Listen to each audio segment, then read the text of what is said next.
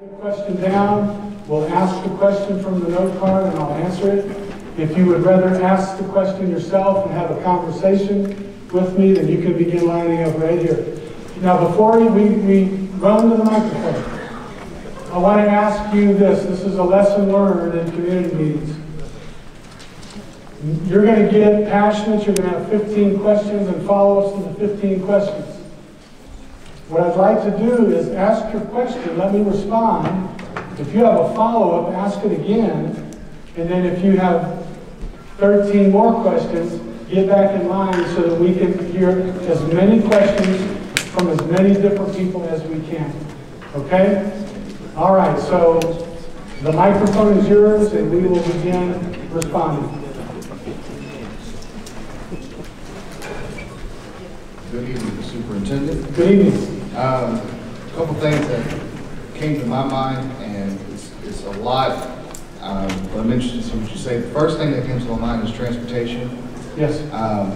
If we move, where we close Spencer Elementary, and you have parents that live 10 minutes away from Green Pastures Elementary, and now you've added another 15 minutes of time for them to get from what they would have went to Green Pastures Elementary all the way down to Telstar or Willowbrook.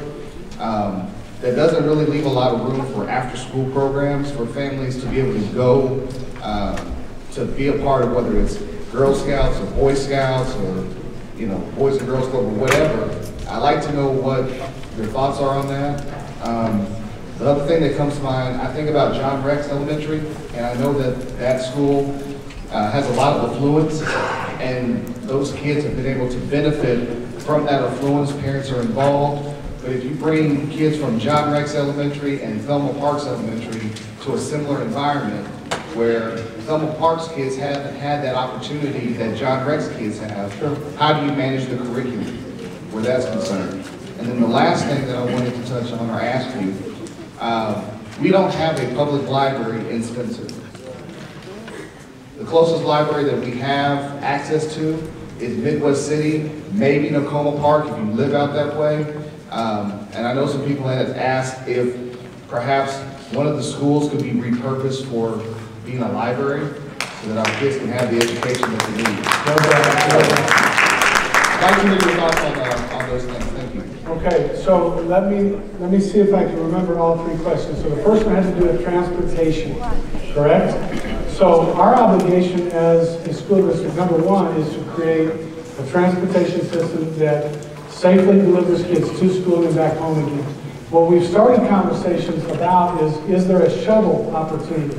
So is there a way for those who live further distances to create a shuttle opportunity back and forth, maybe to an after-school program, so that we can get them from school to program to home, okay, after school. So we're talking about how to accomplish that. Work in progress. Second thing, curriculum you talked about. So anytime you have a school where you're merging different cultures, you have kids who are in different places on the continuum of learning, you have to go back to the standards. Okay, so it's a standards conversation, and then the support that we provide as a school system to help our kids meet the standards. So as much as it is a curriculum conversation, the textbooks, the materials, it is more about the instruction and how we get kids from where they are, wherever they are, to meet standards. And that has to do with how we teach as much as or more than what we're using to teach. So we deal with this right now where we have kids all over the continuum of learning in a schoolhouse. So we have to meet standards. We know that that's the assessment piece. We know that that's how we move kids from grade to grade and so on. So it's a matter of supports that we provide, different layers of supports to meet their needs, but moving kids towards standards, regardless of where they are in the curriculum. The third piece, library. So what a great idea. I mean, this is what we need. We have lots of different people who mentioned the same thing. Everybody from our city library services to our fine arts community who said, hey, we would like to set up kind of a fine arts / library depending on how much space is available, and share space. So we walk in the front doors, if you can imagine this, and we have spaces carved out, whether it's a gymnasium that's converted to a learning center, full of books, full of digital access, with adults in place that we pay for through grant opportunities. So it's free access into a facility where I can go one direction and I can get tutoring help, I can access digital library or books, I can go another direction, and if I want to participate in an after-school music program, I can do that. And everything in between. So this is what we need to hear. What do you want in a repurposed school? And then it is up to us to get our partners in line to begin making this happen. We've heard that from this community multiple times. I'm glad to hear it again. Thank you. All right, next question. All right, a good question that a lot of people might have from the cards. Is the entire school district required to select the same path? Oh man, I forgot to talk about that. Thank you. So the good news is the entire school district, well, good news, bad news, the entire school district except for the Star Spencer community feeder pattern, the entire rest of the school district has to choose an ABC. That's the only way it'll work for the rest of the district. The Star Spencer feeder pattern, because of its uniqueness, we can attach A, B, or C to the rest of the school district. Okay, so let's conceivably we can take A for the rest of the district, and we can take C of the 3 different pathways for the Star Spencer feeder pattern. And again, that is because of the uniqueness of this feeder pattern, namely the proximity. Okay, everybody else in the bigger area is interconnected. So it's like a bunch of dominoes. If you mess with one, you're going to mess with the whole thing. But here we can take A, B, or C and connect to anything we do over here. Great question, great question. I apologize for missing that. Yes, sir. Okay. I missed the one for Harding Charter Track. Okay. We had for U.S. Grant last week. Okay. And I had a question about that. Yes, sir. With how big are those relocated schools going to be? Harding Charter Track, for instance, is around 450 to 500. Okay. And I've got a student who, well, my son graduated from Harding Charter Prep. He's in the honors college at OU. And although he's only been there one term, he's now a sophomore because of the AP classes that are there. And it's the #1 school in the state. I'm obviously worried about it. Sure. Valid concern. So let me give you just a range. We will have schools that are open to be repurposed that range from just short of 400 all the way to just over 1,000. Okay, and what we want to do is get with the charter leaders and say what makes sense in a relocation scenario. So depending on relocation and what sets of criteria the Harding folks have and what makes sense to the leadership in the community, we will say, here are some things that may meet your needs. Let's take a look. And is there any idea as to where the schools, like PIP, Harding Charter, Seaworth, and Emerson are going to relocate to? Not yet, because we haven't selected a particular pathway, even though we know that there are certain givens no matter the pathway. We have been hyper-focused on community meetings and getting through them. We will sit down probably right after February 19th and give them, hey, here are some options for you. What makes sense to you?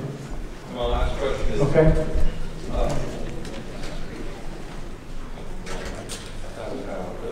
Okay, thank you very much. I appreciate it.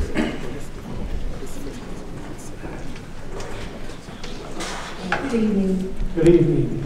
My first question and concern is, it looks like it's adamant that Willowbrook and Tailstone is going to be feeding our pre-K to 3-year-olds. And I have a concern with that because our community elementary school park closed about 10 years ago, and that was our PK in elementary school for our babies. Okay. Now, we're talking about pre-K to 3-year-olds, that's that little first group right there. Yeah. And that's the group that's gonna be standing outside in the dark early mornings to catch the bus to go across 23rd to Willowbrook or the Tailstone. And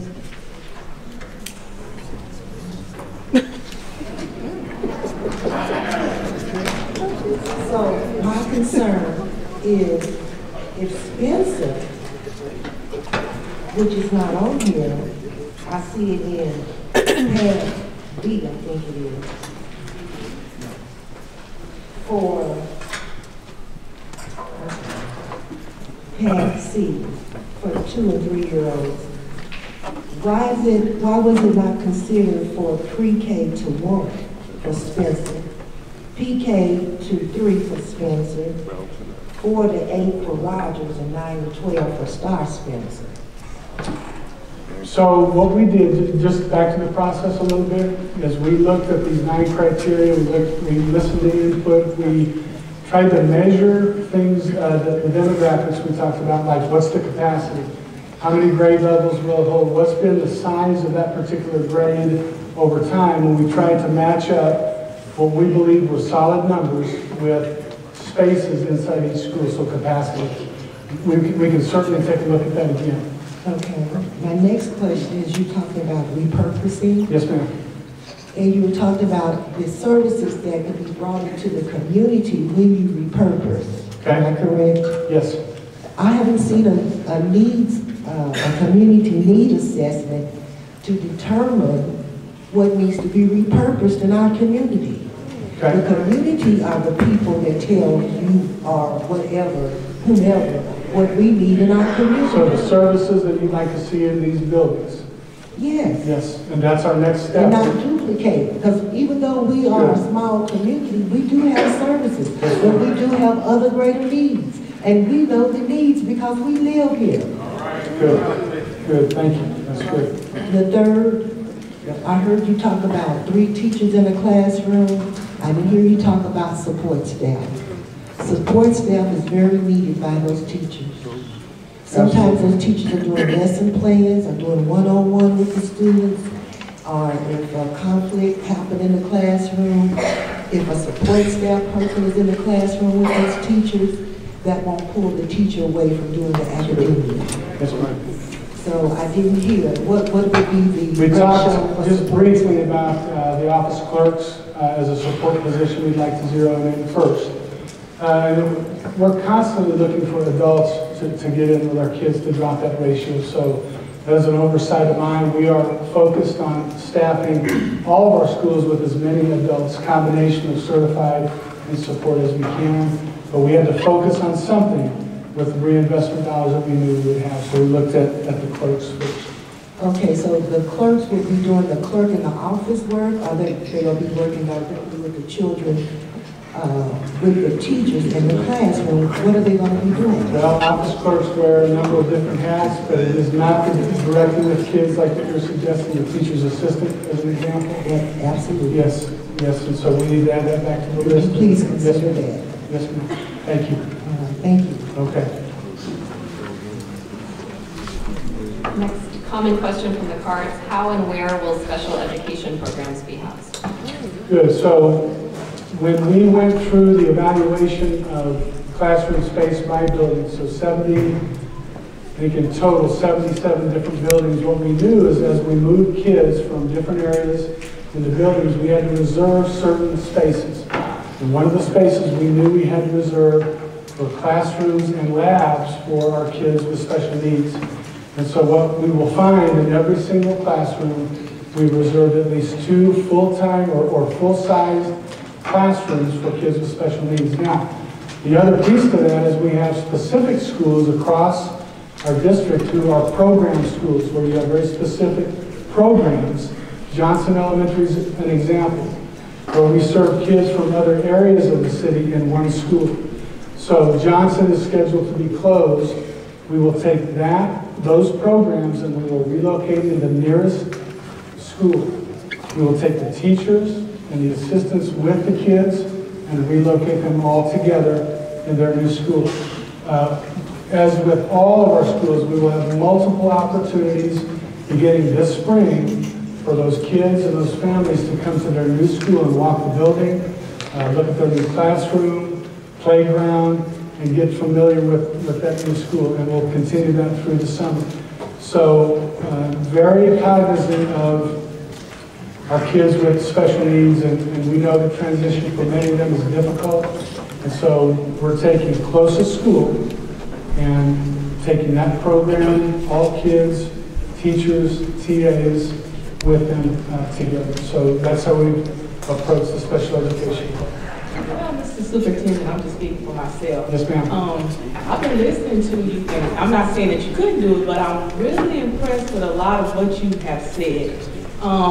The pre-K, kindergarten, and the first graders, and I'm not sure where they will be housed out of, but I do like that because sometimes when you're so small and you're with older children, it can be quite overwhelming being with older children. So I really think that's a good idea. I really like that you're keeping the Spencer area together and you're not trying to put it down. I like that you are keeping it together and you really hit a lot of points, bringing in the counselors, the labs, filling a lot of these empty positions. So you really did focus and hit a lot of key points that could really help the children's overall education be successful. There's a lot of things we have to iron out, but you really hit a lot of key points tonight. So thank you. I appreciate the encouragement, and I'll just a quick response to that.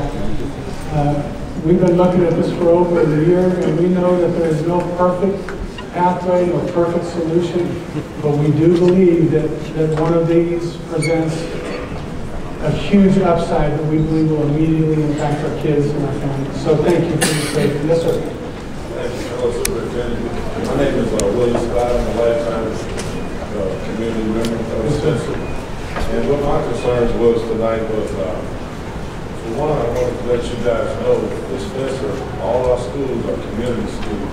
They're not neighborhood schools. So for us to leave a school, lose a school, then it kind of really affects our community. So that's the reason why this is an important issue. So what my main question was from you guys' proposal, you stated that we would definitely lose Green Pastures. Yes, in all three pathways, yes. Which is a school that I went to in the 5th grade, and that kind of affects me. And what I would want to know is, if you're going to take Green Pasture away from us, what did you guys plan to do with the school? Because we need actually a training vocational center for our youth out here. We got youths that want to get out the games. They want to quit poisoning the people with that crap.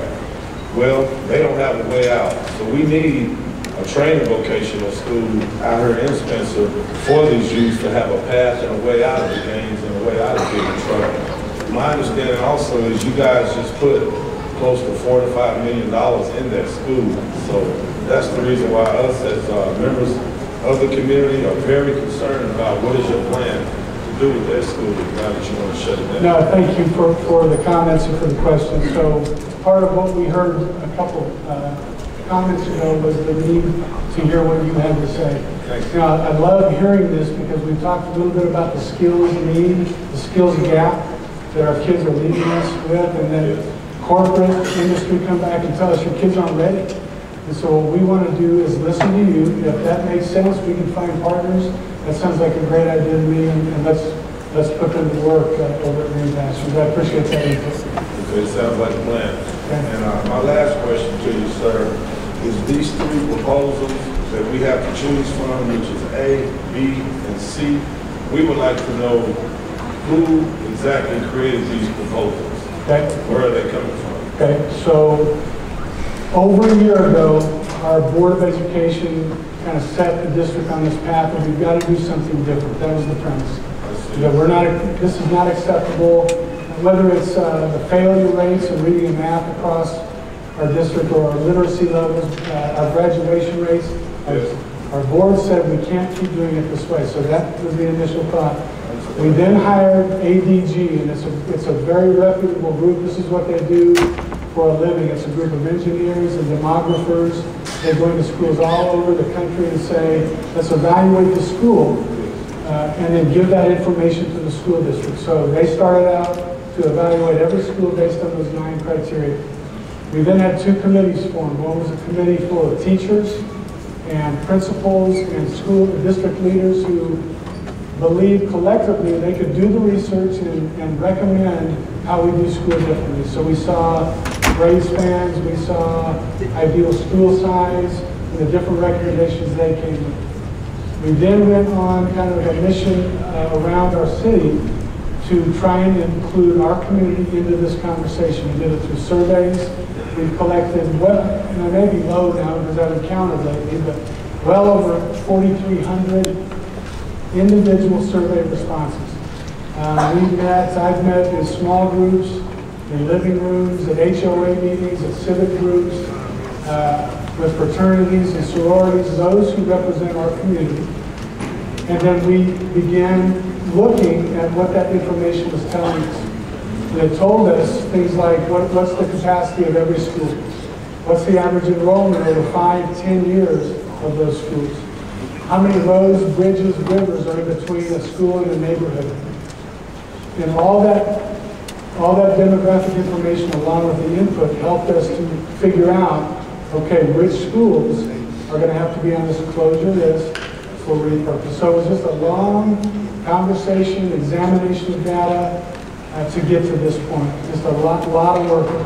I see.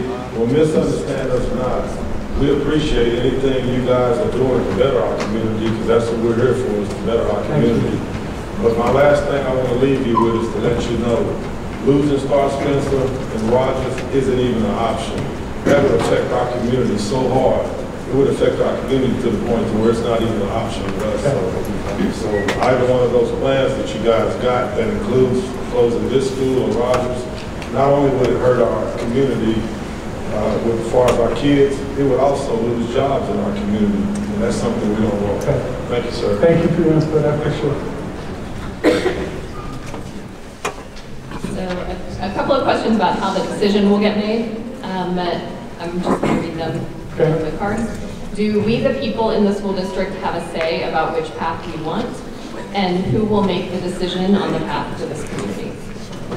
Great question. So ultimately, I will make a recommendation to our Board of Education on a single pathway.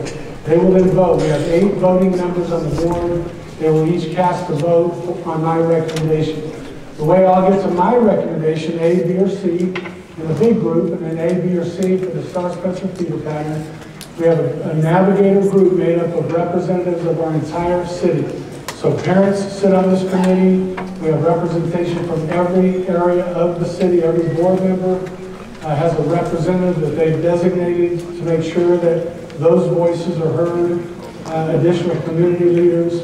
And so I will work with that group to determine our best path. Your input specific to all of it, but really specific to ABC for the Star Spencer feeder pattern is critical to me. So I've heard that we don't like anything that has Rogers or Star Spencer High School closing. But I can assure you, if you look at the pathways, in no pathway does Star Spencer High School close. So Star Spencer High School will remain regardless of what we pick. Rogers is a different matter. So whether you agree or disagree with the young man who just spoke, I said young man who just spoke, you need to let us know how you feel. And I'm not suggesting, I'm not saying you can't. I don't care how I get the input. If you want to have one of these without us and take a vote and give us that input, do it. What I need to know is A, B, or C for the Star Spencer community. And then you also have input in the rest of the district. So that also matters as well. But we'll take that input any way that we can get it. Great question. Or questions. I just want to say thanks for making yourself this available to do these meetings. As a parent of a current 4th grader in Oklahoma City, I kind of found out a couple weeks ago that my kiddo was going middle school, and that was kind of a shock. You know, I'll take your word that the research on that is not in. So my question then is Oklahoma City going to have something that's kind of proactive on that? Are we going to be looking at the numbers? Is there a formal plan in place to look at these numbers over the next couple of years to really evaluate if this is the very best move? Fantastic question. Because I'll be honest with you, I have concerns. about putting my fifth grader in, public school middle? You and a bunch of other moms and dads and grandparents and families. So to answer your question directly, we have been told very directly by our board that we will have metrics in place to evaluate the system. So we're not, flipping a coin, let's see, 5-8, let's try that. We have done our due diligence. We have done our homework. We believe this is our best path. We will now have metrics in place to measure multiple ways, and we'll look at it to see, is this successful? Easy things like, we know the connection between good attendance and achievement, so is our attendance getting better across the board? What's reading and math look like? All those things that you would think, this is a telltale sign whether we're doing well or not. We will have those in place. And good practice is that you implement, you monitor, you adjust, and then you start over again. And so that is our intent. We will deliver it out to the public. What is our protocol? How are we evaluating? And then we will release details based on our evaluation. So yes, sir. Okay. And one more question. I appreciate the increase of the emphasis on counselors, increase in the districts. Oklahoma City serves a lot of high-risk kids. Is there any talk about maybe bringing social work, actual social workers in? Absolutely. Social workers, right now, we have 10 social workers who take care of all the needs of 46,000 kids. In addition to that, we have 5 more who are dedicated to kids with special needs. So 15 total, and we think we can do much better than that. We're going to do it 2 ways. One, we're going to increase hiring on our end, but through this Embrace OKC that we talked about, we believe that we can partner with either those who need clinical hours in social work or those who are going to just provide that resource as a part of the compact work we talked about. So we think we're going to bring in additional social workers in August as well. Great, thank you for your time. Okay, you're welcome, thank you. Good evening, my name is Ernest Ware. I have 3 sons that graduated from Star Spencer. And this plan sounds more like we're closing buildings and moving kids. What I want to know is there a ranking for teachers? And is there data on qualified and unqualified ratio for kids in District 5? Great question. So we believe that part of the equity is not just classroom resources, it is also personnel. And so our intention is by March 5th, we will have named every head principal in every school in our district. Okay, so if you can imagine, if we close 15 schools, we're going to have 15 principals who no longer have a school. So we go through a process in placing and matching leaders with particular school systems, and then we add the assistant principals, and then we build teacher teams. So based on the needs of the schools, we will build our teams. Now, we have to follow the collective bargaining agreement. We have 3 different unions that we bargain with in this district. So we'll follow the union bargaining agreements, but we will match up effectiveness or like with like, or effectiveness with need, if that makes sense. So it will look much different in many areas than it does right now. I'd like to get that data for what I just asked for. And I have a different definition for equity. Okay. For as far as I can remember, we've been operating under destruction by neglect. They have always neglected this district. What I'm not hearing is about the quality of education in this district. And for us to really be equal, or for us to have equity and fairness, you would have to spend more resources in this district. If you do that, you'll raise up the whole district. Okay, so let me piggyback on your definition of equity. The way we do things in a lot of school districts is it's like dealing cards. We got people around the table, I just deal it, everybody gets one. That's not equity. I may get to you and you need one, but I may get to her and she doesn't need any, but you need 4.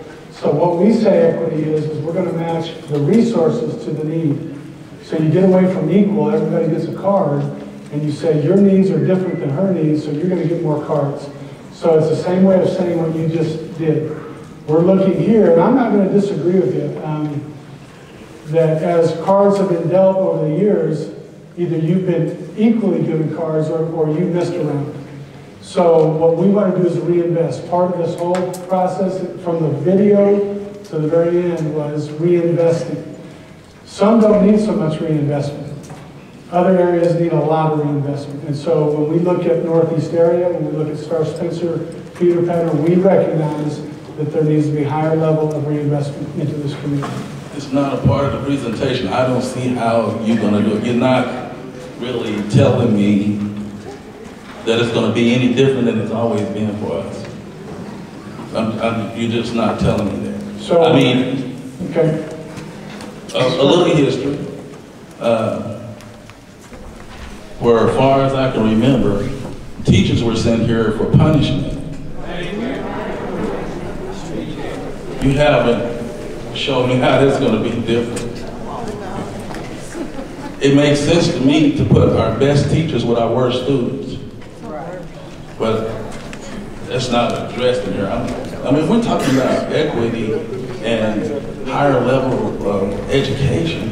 We have to make those kind of, and if the union's the problem, we need to go and talk to the union about why are they the problem? Union's not the problem. The union is somebody we have to deal with as we're making decisions. Well, okay, so let me back up, and then you can keep going. So one of the things we talked about, we showed in the presentation, was this transformational model idea, where we take our most effective teachers and our most effective leaders, and we match them up with those with the greatest needs. That is that model. So we intend to do that. The other trade-offs, so you're saying things aren't going to be different. I would just offer some of the things we talked about. We've got lots of schools, including schools in this particular area, that kids see a counselor once a week. Kids see, maybe don't ever see all year long, an art teacher or a music teacher. And so what we're saying is we know the value of those things to our kids. If you expose kids to those things routinely at a young age, it does affect their academic performance. So we're bringing those back, counselors back, talked about social workers.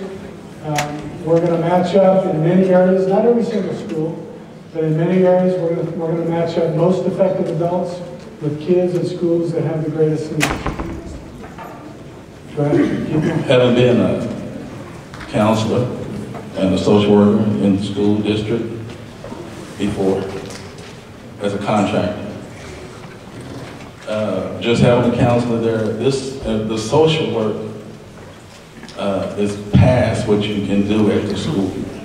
So are there organizations already in place that are going to provide those services? Is that what you That was that Embrace OKC piece where Commissioner White is partnering with our school district to bring those types of supports to our schools. Yes, sir. Is it part of her budget or part of the district's budget? Part of her and other partners' budget. So we're going to take the step of more counselors. We're going to hire some more social workers. They're going to come in then and help us financially place people in our district.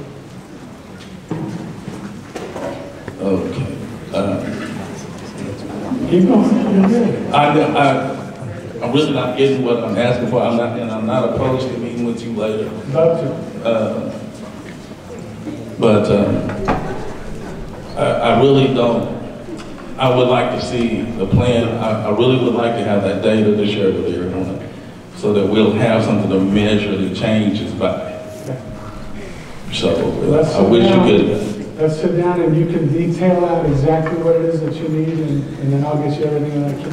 All right, I'll wait another question. Okay, thank you.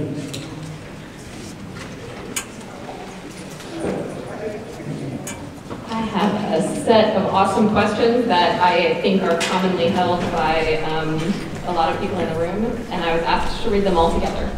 Okay. So they are asking, is there a specific reason that the southernmost elementary schools were chosen to remain open, despite meaning that very young children will be less great distances to them? Okay, let me do one at a time. So is there a reason that the southernmost elementaries in our district, in the Star Spencer feeder pattern, remain open? Part of that is a density issue. It's one of the factors we looked at in the demographic study. Where do most of our kids with different age groups live in the Star Spencer feeder pattern. And what we know is in the southern central area, that's where the density is of the population of the Star Spencer feeder pattern. It's a good question.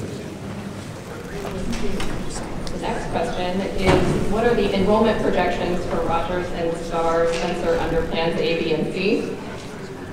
So I'll give a general answer. The enrollment projections in our entire district are, we're a declining enrollment district, meaning we're going to lose anywhere from 700 to 1,000 kids every year unless we interrupt the way we're delivering school. So we believe that A, B, or C will interrupt that. In the Star Spencer feeder pattern, you've got the numbers in front of you, so feel free to jump in on that. You might want to phone a friend on this one. And these are not projections that are clean yet. These are just estimates based on the number of students that are enrolled in the district right now. In A, when Star Spencer is grades 7 through 12, it would have about 545 students. When Star Spencer has grades 6 through 12, it has about 670 students. When Star Spencer remains 9 through 12, it's projected to have about 350 students. Rogers, when it is designed over 4 through 6, it would have 430 students, and as a 4 through 8, it would have about 630 students. So those are all those projections based on path A, B, or C, and you can see that in each case, there are more students in a particular building, which, remember, adds staff, and then adds flexibility for after-school clubs and programs, and at the secondary schools electives. So the next question in this set from the community is, if Plan C is chosen, will Star Spencer receive any benefits given that their enrollment will not change? So the other part of the trade-up that we've touched on, I've talked a lot about, that would really be emphasized in a C pathway, but we're also looking at it in A and B, are the upgrades to programs and facilities. So one of the things we've talked a great deal about is, are there things that do not exist, that used to exist, or that you want that we need to bring back? I've talked to a number of you in this room about specific programming for our kids and families. I have not been around long enough to remember the days where there was an FFA program, where there was a welding shop, where there was horticulture, where there were greenhouses, etc. But I've heard lots of stories about that. So what we want to do is say to you, as a community, what are the things that we can work on to bring back?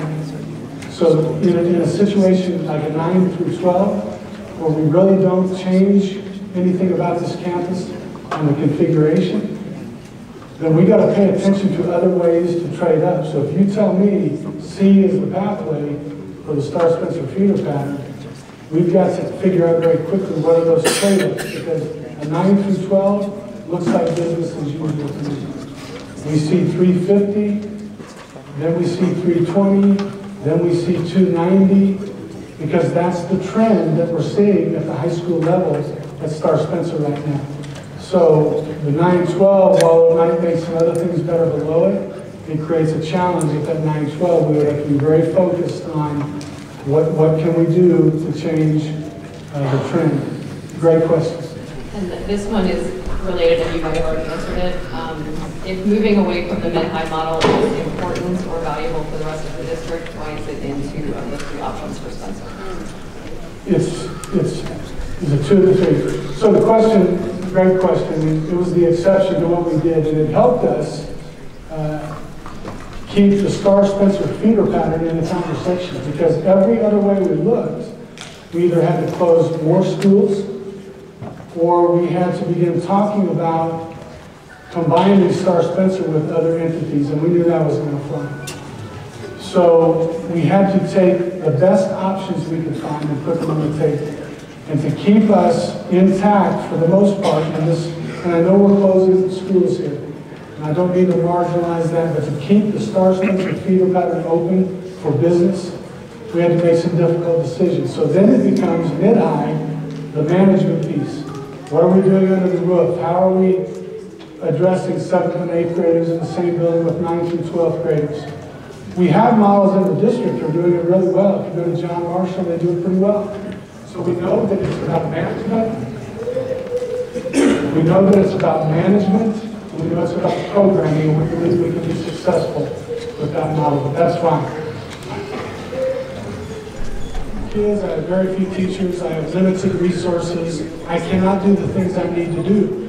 When you begin combining, growing, consolidating schools, growing your student body, you get more teachers, you have more flexibility at the secondary level. I can offer more AP courses, I can offer more electives because I have a larger staff. And so our kids benefit from more opportunities in a school building. So when we look at, in this case, a 612 or a 712, that's to get more kids in the building, to get more teachers, to provide more opportunities. We know that 6th grade teachers, they might have a load of kids, and they may teach X number of units or whatever during the day. Well, we may get them for an additional hour where they can come over here because they're certified and teach an elective in the high school. So it just gives us lots more opportunity when we combine kids. And there are 2 more questions in this set before I turn it back over to the folks in line. What data are behind having 5 grades at Rogers and Plan C versus having only 2nd and 3rd grade together? And will the money saved in closing 2 Spencer schools remain in the Spencer area? So let me answer that last question first, and I'll back up from there. The money that we save from closing any school and then repurposing goes into a reinvestment fund. And then we look at the needs that exist around the district, and we use the reinvestment dollars to go back and get what those schools need. So it's not automatically, we save X number of dollars because of 2 school closures, and then you get dollar for dollar back. You may get more back. And in fact, that's the formula. If it was just dollar for dollar, you get exactly what we got out of the 2 closures, you'd get it back. And that may not be enough. So we have it in a fund where we say, I mentioned a little bit ago, we're going to base our allocations on the needs. If you have more needs in this particular feeder pattern, we'll go into that fund and get you more teachers, we'll get you more resources, and we will take care of the needs that exist here from the total fund. All right, so backing up the data to support the different grade configurations. There is no grade data to support a 4 through 8. The data we used was capacity data. It was driven by the high school. Do we want a 912? Do we want a 712? Do we want a 612? And then we back into that from there. And I can tell you, in a 4-8, just like a 5-8, what matters is the programming that's happening and the management in the building. It matters who the classroom teachers are in front of our kids, more so than what the grade band looks like. So we believe that our focus will be on the personnel in the building, great teachers, great school leaders, and the programming. How are we going to keep kids separated and insulate the 4th and 5th graders in this particular scenario from 6th, 7th, and 8th graders, or whatever we choose to do as the model. So those are the most important things. But there's not data out there. You can't go find a whole bunch of districts that are using a 4-8 model. But you can find lots of research on programming and personnel and how you manage kids in a building. There are several other questions about why 2 and 3 together versus other configurations, and it came down to the number of classrooms in the buildings that exist currently in the Star Spencer feeder pattern. Good afternoon, Superintendent. Bigger guy, Charles Hartford, the alumni. We thank you first and foremost for allowing our school to stay open. But we know the reality of it is the Spencer's so far out there that it would be impossible to bus us to this side. I mean, that was done years ago. My mother and my father went to school here. So the reality of it is we must speak to the elephant in the room. We see your beautiful slideshow, the reconfigurations, and the dollars that will be invested. But what is the reality of that? Being that the schools that are currently open look horrible, are in horrible shape. I see the FD Moon proposal my daughter currently goes to get. They were originally allotted to get the building, but they said the building needed so much repairs that it was not feasible to keep the building open. Now I see the proposal that the building to be allotted.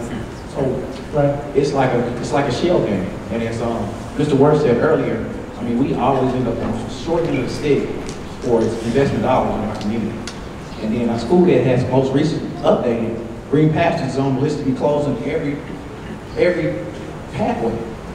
So there will be somebody that will take advantage of that upgrade, and we'll lose that facility. So the question is, you know, how do you guarantee, like I said, it's a beautiful proposal. Right. Again, and I know something has to be done, and I know that your motivation is the capacity. It's like I said, I'm being surprised that we're still here because we are such a small community, but it's also because we're on the outskirts and we're in need. But again, we also end up on the short end of the stick due to the fact that we just kind of out here, and a whole lot of people out here, just a few black people out here. So, you know, it's just the need is still here, but it's a background type of thing. So, like I said, what's the guarantees that, you know, through this process that we will get there? And again, you mentioned to the fact of, you know, getting teachers, the better teachers with the worst schools, but all Oklahoma school systems are failing. The best practices, I hate to say it, and some people might have disagreed, but are the charter schools. We've seen gentlemen came in and talked about Harding being the top-ranked school in the district. And then, again, you have tip that Mr. McDaniel has cried out to share practices with Oklahoma City Public Schools. He doesn't, there's a myth that he wants to take over schools. No, he just wants to share what his proven practices that are working. As we see with the argument, they are #1 performing schools, so how can we take teachers that are in failing schools and use them as a catalyst to develop failing schools? If the schools are already failing, I mean, that's not a good metric to measure on, in my opinion. No, I appreciate the input, and I'm going to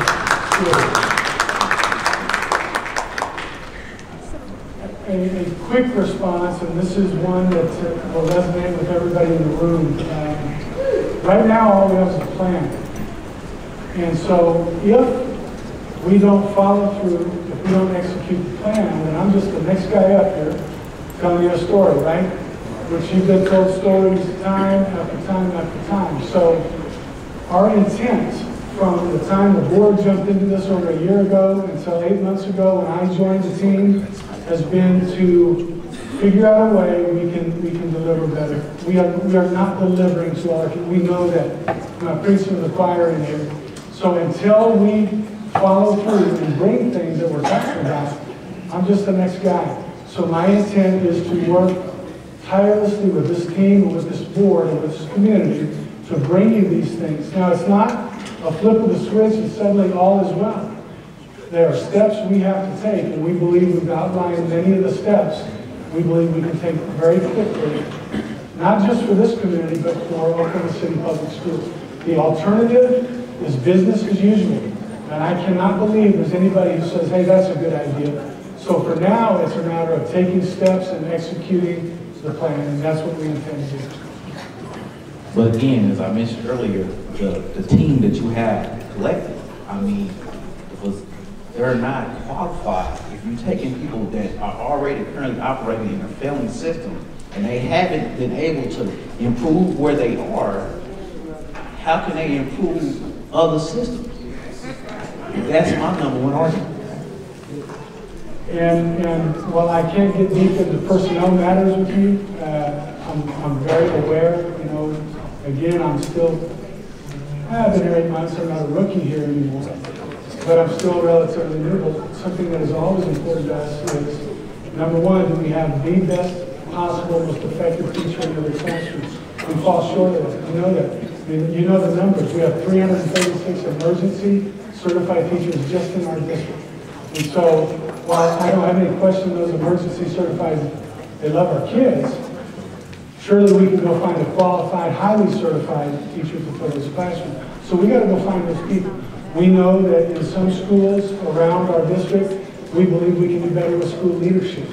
So it is our job to evaluate and try and go find the best leaders and get them into our schools. So it's a multi-step process.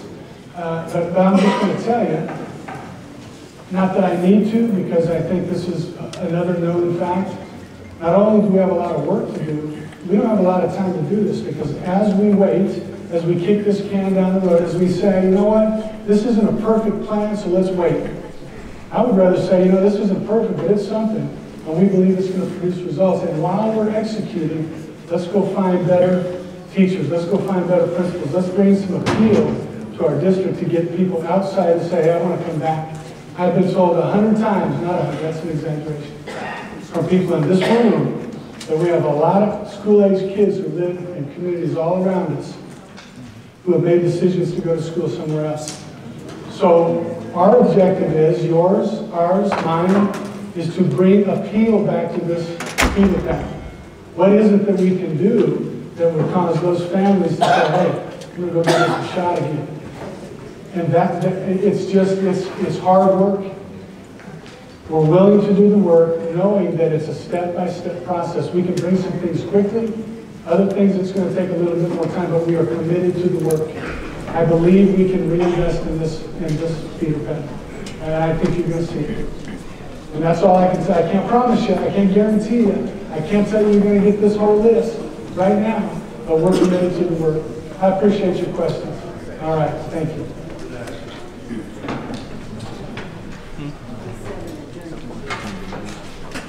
Hello, how are you? What are your options if A, B, and C is not an option for you?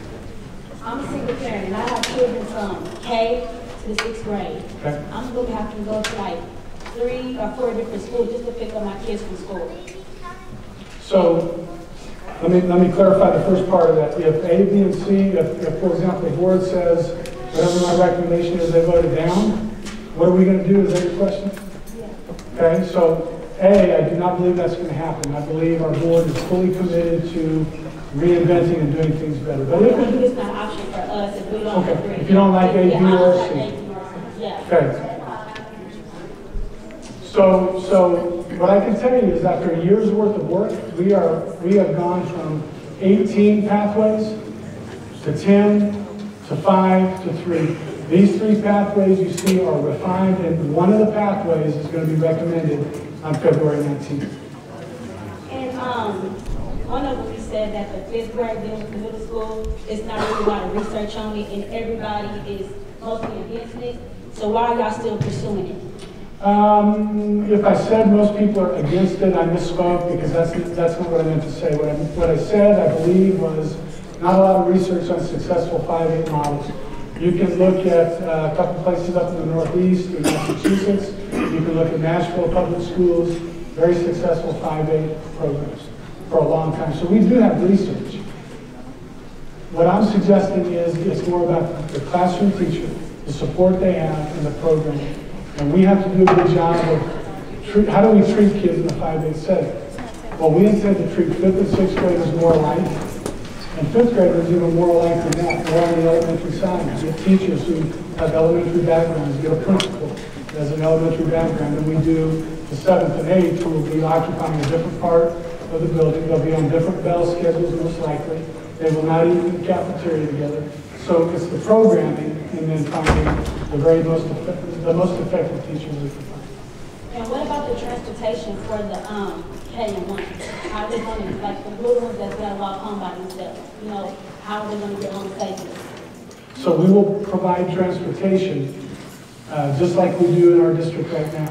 Like, you know, even on the bus, they have to be at a bus stop. Like, my kids go to Williamsburg, and I seen this other day a 4th grader trying to cross the street, and he almost got hit by a car. Like, you even like a kindergarten, a pre-K trying to go home by themselves, what's going to happen? You know, the bus stop, they have to walk home from a bus stop. Me as a parent, I like my children to have their siblings or older siblings with them, to help them, to watch them. You taking them from that. That's good. So that's something we heard earlier. Let us go back and look at that. Let's review that. I think we're open to doing that. Thank you. I appreciate your questions.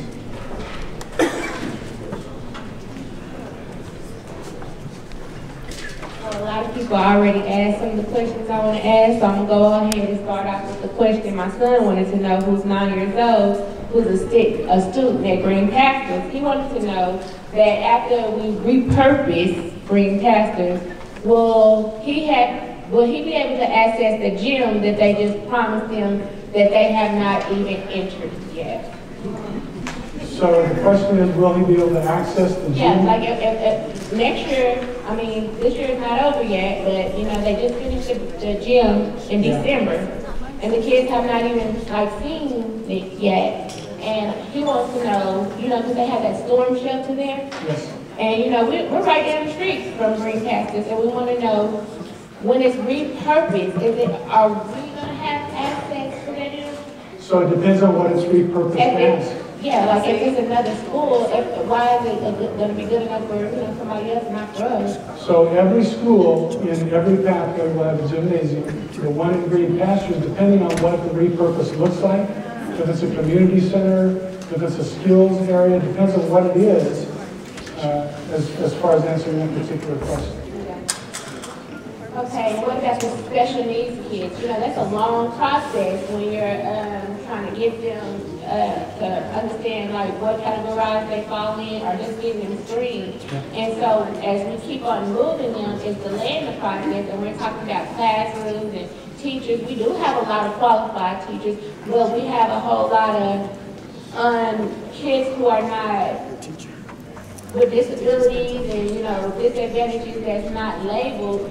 And we like, the teachers send them to the office and they send them back, and it's like, how are they gonna teach if those kids that have special needs are not, you know, like Telstar, they have a great program for kids with different disabilities, but it's had like 3 kids with one, 3, but it's established.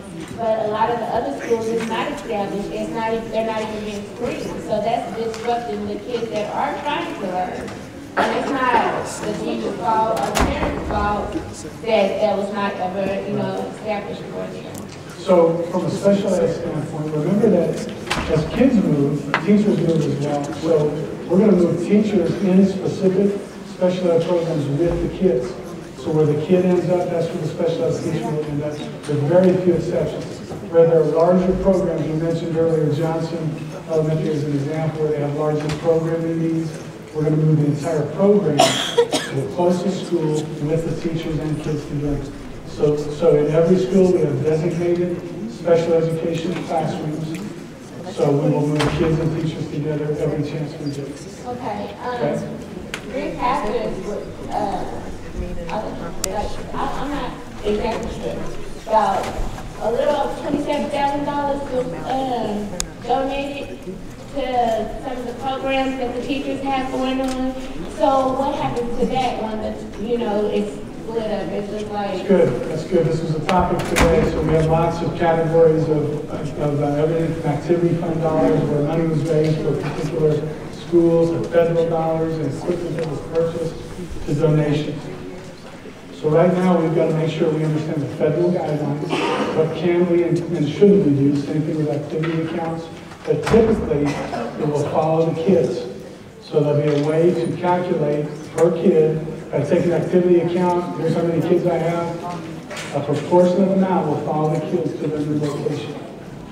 I'm more interested in keeping like siblings together versus them with their peers, like she stated earlier, you know.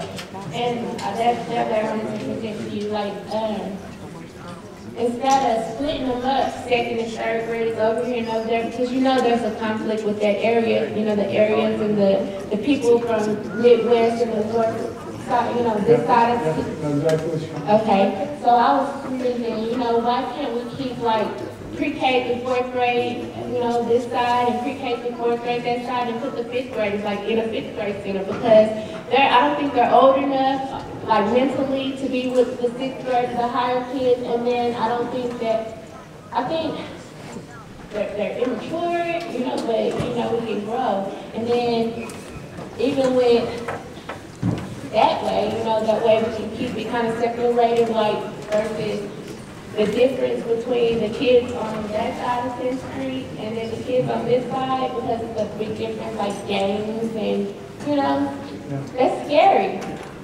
I'm afraid now, just thinking about it. So we looked at all of that data. We looked at crime rates by area.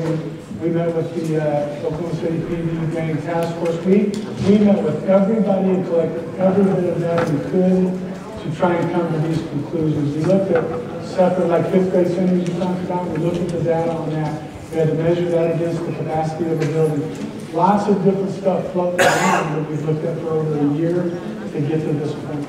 And we believe these pathways represent the best three pathways. Okay, I asked you, well, someone else had already asked about the data that will be collected to see if these pathways are working or not. Yes, ma'am. Also, I was wanting to know, you know, like, what kind of plan is in case it's not working? Like, how soon will it change, or how long will we have to, if it's not working? Like I was talking about the games and this and that, and you said you did the research and it's gonna work. And what if it does not work? Well, again, our board is oversight, and they have required of us that we develop a protocol so that we can report out on the multiple pieces of this plan. So we've got to give ourselves adequate time to see if it's working. We know that there are certain things we can see visibly it's working right now, like by September 1, September 15th, we ought to be able to go around to every elementary and see how many music teachers, how many art teachers, how many PE teachers we have who are highly qualified. We should be able to see how many counselors we have in place. So a lot of this is easy to report out on. There are other things like the impact those things have. We talked earlier about, as I bring these things, that list I just mentioned, we will be able to see it in academic outcomes, whether it's attendance that leads to a better math score or literacy levels. That's going to take more time. But we're not just going to wait 2 years and say, okay, did it work? We're going to see if we can measure, and we can, attendance. We can benchmark every 6 weeks, every quarter, every semester, and we can see in all these criteria, how are we moving? Okay, me speaking as a person from this area, being out here, Okay. I want you to understand. Have you ever heard Murder One? Tell me, what is it again? Murder One. That's a no.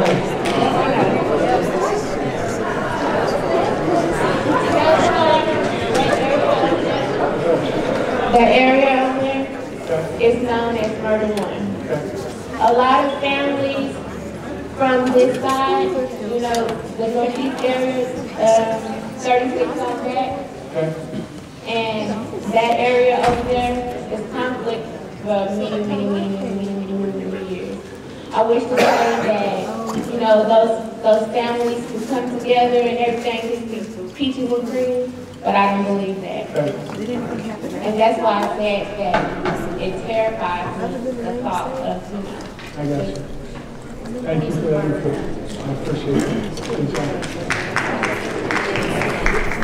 So repurposing of buildings, so similar, some of them are similar to the young woman's question here. Yes. Schools that are closed for repurposing, will Oklahoma City Public Schools keep up the facilities until the new purpose is defined and there's a new occupant for the facility? So the answer is yes, and we've got to do obviously a much better job of that. But we will continue to pay utilities and insurance on any building we close for repurpose until such time as it is repurposed. Great question. So next in this group, if you already knew that you were closing green pastures, why would you spend funds to build a gym/safe room when those funds could have been used elsewhere in the district? So we did, again, this process led us to about 2 weeks ago when we first saw A, B, and C. So up until that time, we did not know that green pastures were going to be on the list. Great question. This is a good question. Has there been discussion of using the safe rooms of closed elementary schools working with adjacent neighborhood associations? Sure, I think that's a great idea. That's great. That's new to our list. I appreciate that input. That's good. Will any of the closed schools in this area be open for daycare?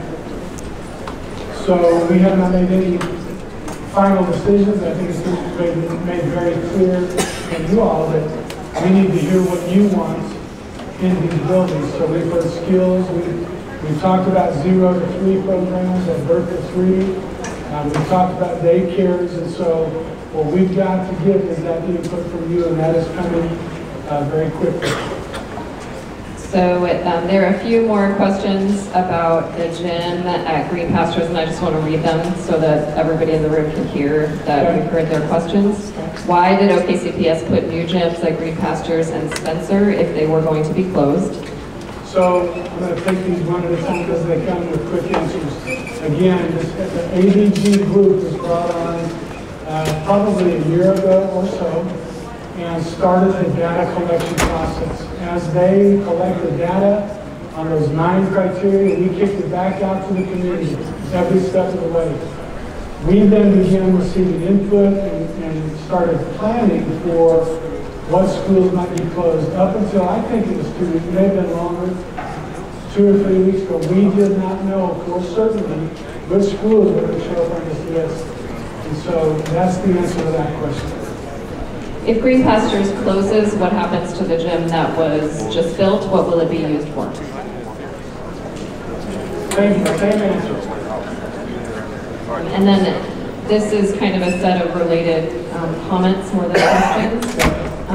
Repurposing schools hasn't worked in Spencer before. When Dungey closed, the Head Start and CAP was housed in Dungey, but they didn't stay in the school. Can you say that won't happen again? What I can say is that we have started the process of partnering with any number of organizations who have made it clear to us they want to occupy space.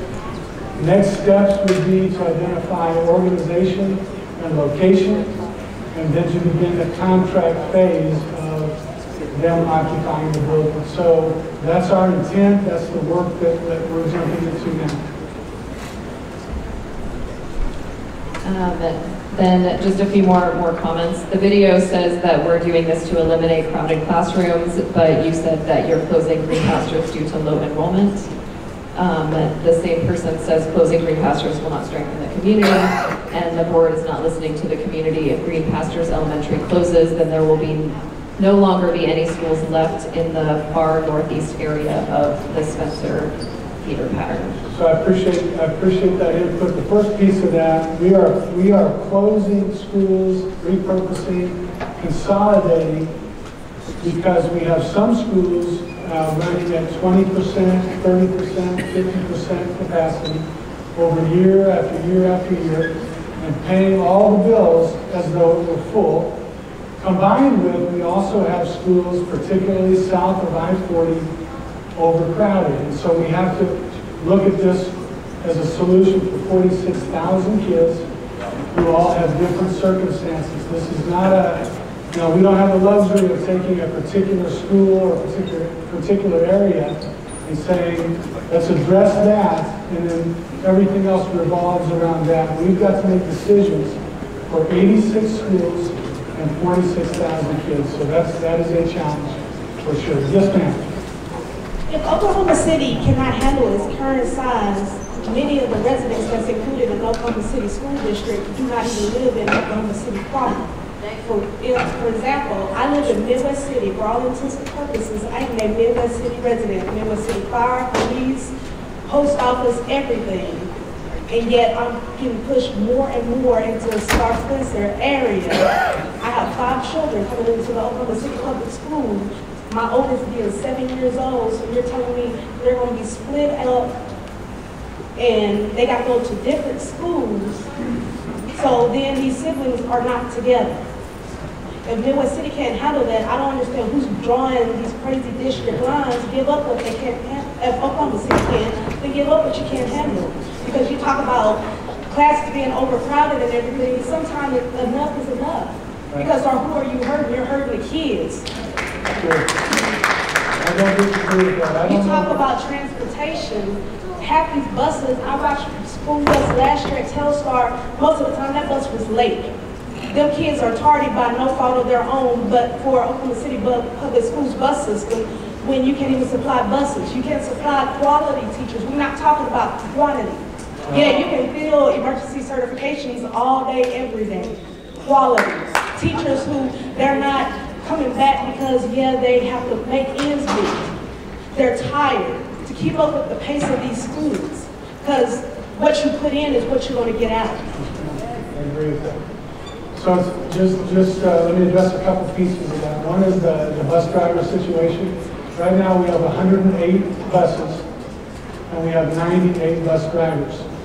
So part of our problem is we cannot get enough drivers to get here to fill bus routes. So, but you're talking about splitting them up and taking them to this school and that school. You telling me you want my pre-K students to walk where? Well, I have one car for my whole household. We are a two-parent household. I work. So that means I'm going to have to go eventually to, under all your paths, to 3 or 4 schools. Makes no sense. Well, we're going to I appreciate the information. And I don't feel like Midwest City residents that are assigned to Oklahoma City Public Schools were even taking it into account. We talk a lot about Spencer area. We're not taking into account that not everybody is in Oklahoma City proper. Well, and so what I try to refer to is the Star Spencer High School feeder pattern. I'm not even close to Star No, I'm just Spencer. saying. I wouldn't even walk to Star Spencer. No, that's good. What we tried to present were based on high school feeder patterns. At the point we're at right now, I had already planned because of where Oklahoma City sits, and Oklahoma City has not been successful in what they're talking about at their elementary. I'm pulling my kids out of Oklahoma City Public Schools because in this plan, it's going to make it even more so. You're not helping the neighborhood. You're not helping the kids. It only helps to serve, okay, how can we make our numbers look a little better?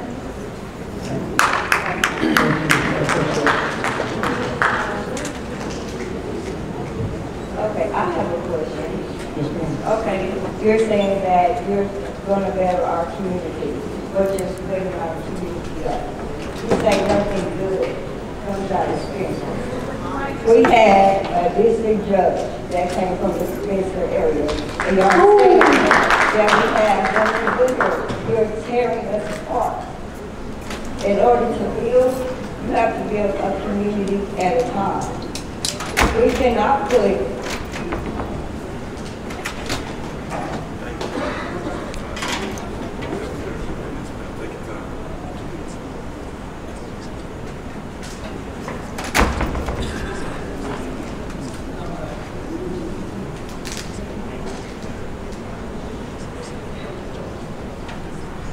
it's like what you said.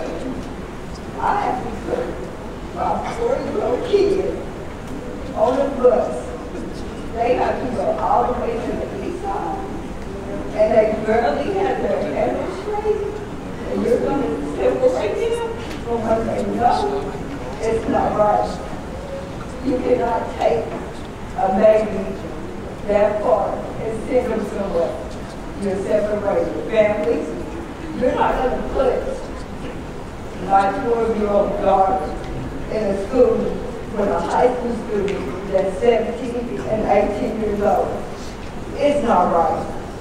You're hurting the kids. You're hurting the community. You already took hard from us. You took that away. Now you want to take it and pass it? What else do you want to take away? Our dignity, our pride? You're taking stuff from us. You're having people come in that's not even a part of this community. You're not even looking at us. We need our community to stay together. We need our kids to stay together. When one person can take pride of school, I know one person can stop this plan from happening. It's not right. You're looking at how to make you look good. You're not looking at how to make us do good. We don't have anybody coming to this school. I graduated here. I went to Parker, Greencastle, Rogers, Star Spencer. And we all together. You're separating us. So if you're taking all of this from us, what else are our kids going to do? They're going to drop out. You're going to put them in jail. You're going to shoot them. You cannot do that. You got to leave this community here. Leave our student life. If you have to get it in the past, why you want to start now? The part where you need to start at is inside the community. You cannot look at whatever school you were talking about. You cannot base us with them because we're different. You can't do that, and it's not right. And then you wonder why we send our kids to other schools, because you guys, as you say, no, it's you. It's not us. You're not coming and seeing what's going on here. You're not looking at that. Now y'all rather put money and some building up downtown instead of taking these communities and building them up. There's money going everywhere else but to us. You didn't give us anything. And now it's going to take it away, it's not right. Because you didn't give us what we needed, and now you're trying to save you guys, and you're not trying to save us. You cannot do it, and it's not right. Just like I said, one person can take prayer out, one person can stop this. Thank you.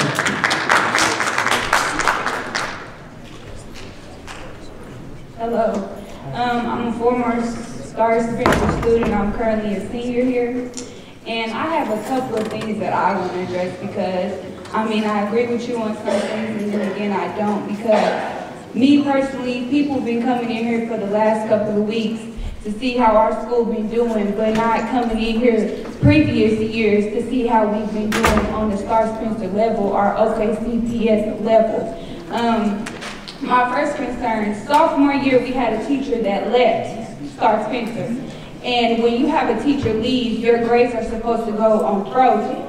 Our grades didn't go on frozen.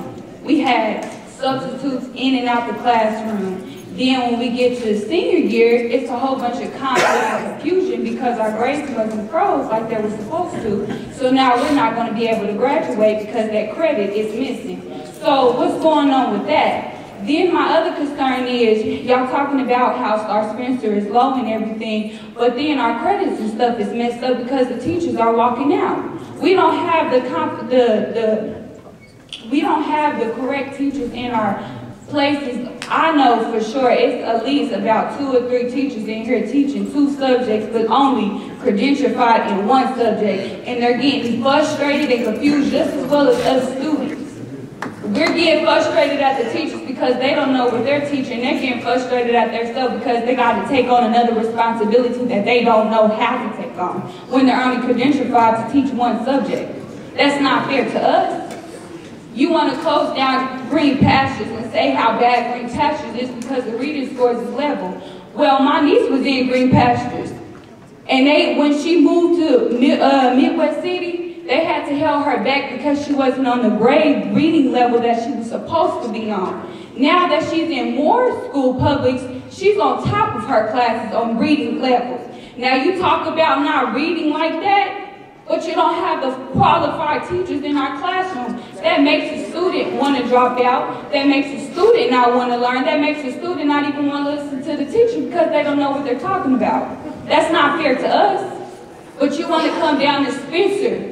Spencer, it's only a couple of schools in Spencer community, and you want to come and take it away from us, and that's all we know.